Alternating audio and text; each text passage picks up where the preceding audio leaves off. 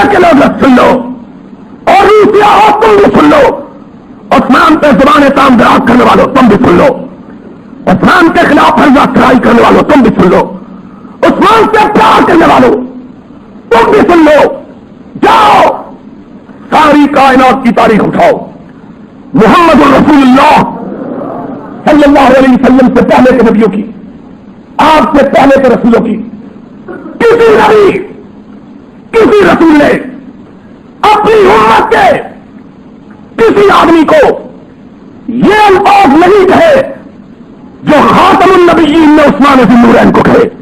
کیا کہا؟ ما ضر عثمان، ما ضر عثمان، ما ضر عثمان، ما عمل بعد اليوم قط. اور دنیا کے لوگ سن لو، اگر میرا عثمان آج کے بعد کوئی نیکی نہ کرے تب بھی رب اسے جنت فرما کے چھوڑے گا.